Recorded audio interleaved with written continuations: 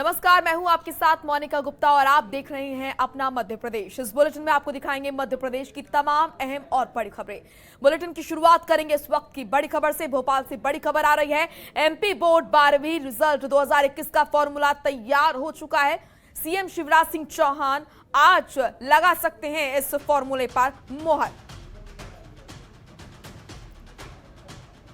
तो इस वक्त की बड़ी और अहम जानकारी, सीएम शिवराज सिंह आज इस फॉर्मूले पर मोहर लगा सकते हैं और 10वीं के आधार पर बताया जा रहा है कि 12वीं का रिजल्ट फॉर्मूला तैयार किया गया है। बेस्ट ऑफ 5 सब्जेक्ट्स के आधार पर तैयार होगा ये रिजल्ट। बेस्ट परफॉर्मेंस वाले 5 विषयों के नंबरों को 12वीं के रिजल्ट में जोड़ा जाएगा।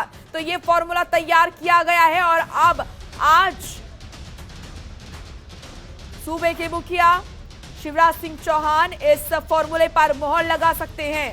इस वक्त की ये बड़ी और अहम जानकारी विशेषकर छात्र छात्राओं और उनके अभिभावकों के लिए लगातार असमंजस की स्थिति उनके मन में है कि आखिर क्या फॉर्मूला होगा जिससे कि उनको अंक मिलेंगे।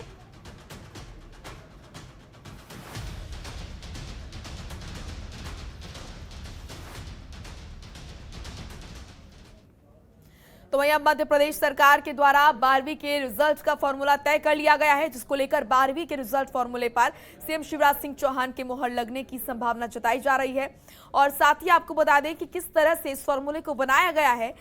स्कूलों में सत्र की पढ़ाई ऑनलाइन होगी या ऑफलाइन होगी, इन सभी विषयों पर चर्चा की और शिक्षा मंत्री इंदर सिंह परमार से खास बातचीत की हमारी संवाददाता दीपा श्रीवास्तव ने।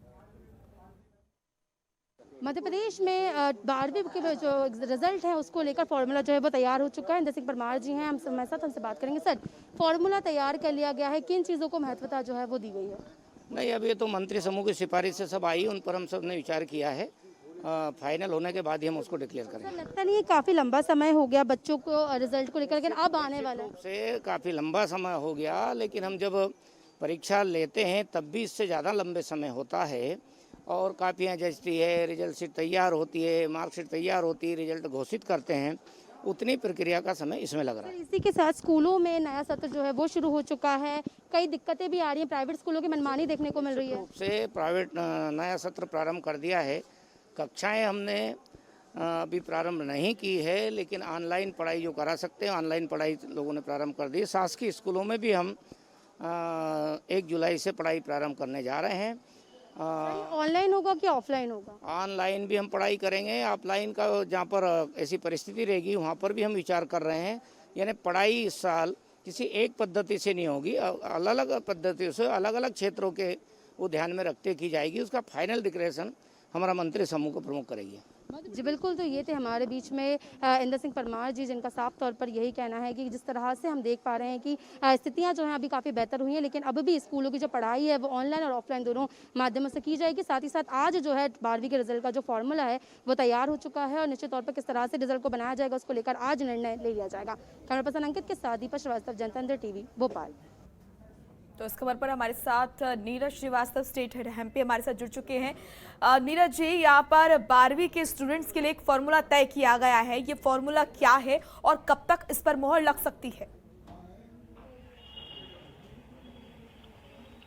जी बिल्कुल, देखिए कोरोना काल के बाद सबसे ज्यादा प्रभावित जो हुआ है वो बच्चों की पढ़ाई हुई है। लगभग 2 साल हो चुके हैं, स्कूल पूरी तरह से बंद कर दिए गए हैं। कोरोना के चलते पूरे स्कूल पूरी तरह से बंद है। बच्चे जो है ऑनलाइन पढ़ाई कर रहे हैं, टीवी के माध्यम से पढ़ाई करने को मजबूर यहाँ पर दिखाई दे रहे हैं। वहीं आज जिस तरह से मंत्री समूह की जो बैठक मुख्यमंत्री शिवराज सिंह चौहान की अध्यक्षता में हुई, उसमें भी अभी जो निर्णय लिया गया है वो यही निर्णय लिया गया है कि अभी फिलहाल स्कूल नहीं खोले जाएंगे, चूंकि अब जल्द से जल्द सरकार प्रयास कर रही है कि छोटे बच्चों की वैक्सीन भी अब जल्दी से जल्दी लाई जाए और पूरी तरह से जब वैक्सीनेशन का काम हो जाएगा उसके बाद ही स्कूल जिस तरह से खोले जाए। मध्य प्रदेश की यदि बात की जाए वैक्सीनेशन की, तो पहले नंबर पर मध्य प्रदेश बना हुआ है वैक्सीनेशन के मामले में, लेकिन सरकार कहीं ना कहीं ये चाहती है कि जो जिस तरह से तीसरी लहर की जो आहट है उसके चलते अभी बच्चों की जो पढ़ाई है उसको मैनुअल रूप से नहीं कराई जाएगी। यानी बच्चे अभी स्कूल नहीं जाएंगे, व्हाट्सएप के माध्यम से और टीवी चैनल के माध्यम से ऑनलाइन ही पढ़ाई करेंगे। वहीं यदि रिजल्ट की बात की जाए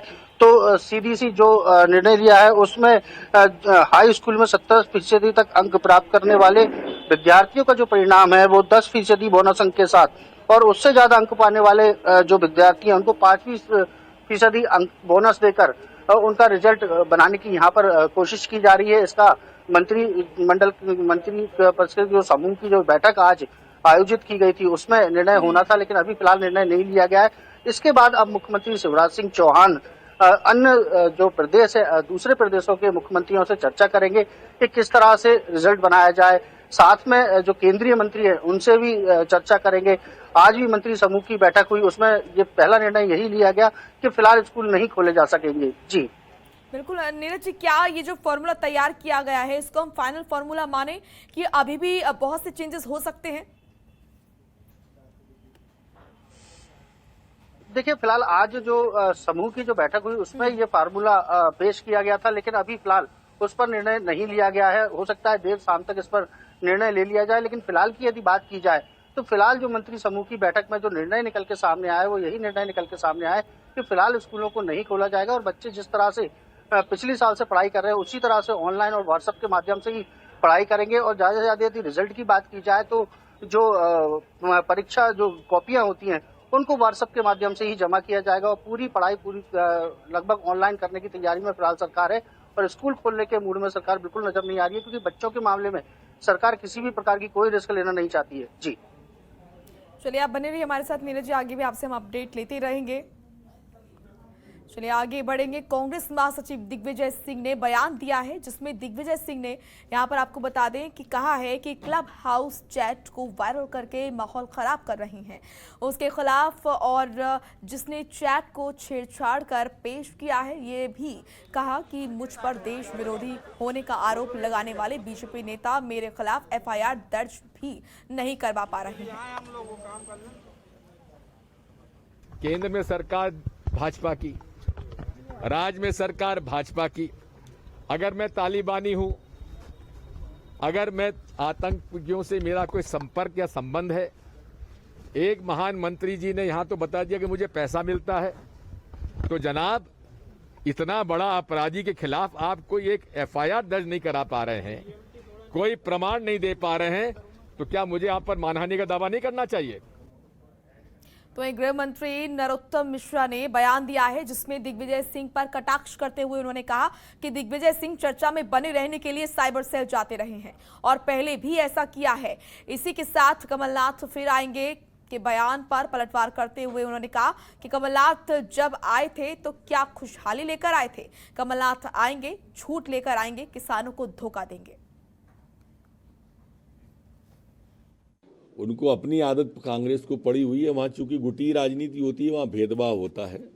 यहाँ चूंकि कोरोना के क्षेत्र में अनेक योजनाएं सरकार ने बनाई और अनेक योजनाएं एक दूसरे से क्रैश न हो जाएं, कर्मचारियों को अलग बांटना है, अधिकारियों को अलग बांटना है, अनुकंपा नियुक्ति अलग करना है, 5 लाख वाले अलग करना है, 1 लाख वाले अलग करना है, 5,000 रुपये महीने पेंशन वाले अलग करना है। इतनी सारी योजनाएं कांग्रेस की किसी सरकार में बनी हो तो बताएं। अब उन्हें कांग्रेस की सरकारों की तो बात करना नहीं, सिर्फ मध्य प्रदेश पे ध्यान है, तो तुलनात्मक कर लो। अब क्या हमारे यहाँ परस्पर मिलने की परंपरा है?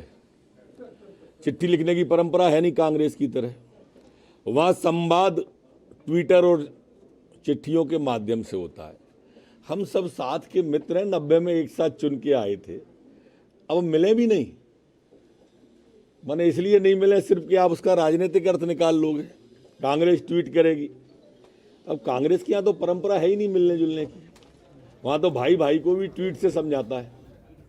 वही Neeraj Shrivastava state head MP हमारे साथ लगातार जुड़े हुए हैं। नीरज, जिस तरीके से देखा जा रहा है हाउस चैट को लेकर लगातार आरोप भारतीय जनता पार्टी लगा रही है यहाँ पर दिग्विजय सिंह पर, लेकिन दिग्विजय सिंह का तो ये कहना है कि इसको सिद्ध तो करे भारतीय जनता पार्टी, मेरे खिलाफ एफआईआर दर्ज तक नहीं करवा पाई है।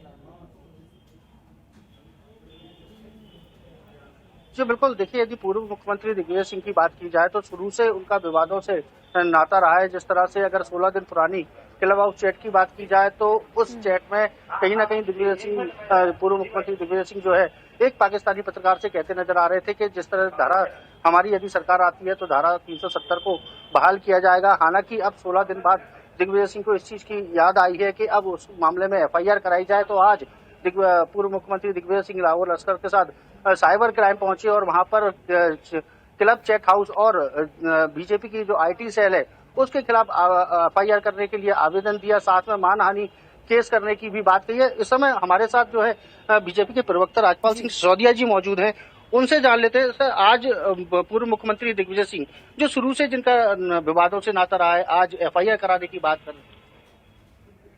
देखिए, दिग्विजय सिंह जी अप्रासंगिक हो चुके हैं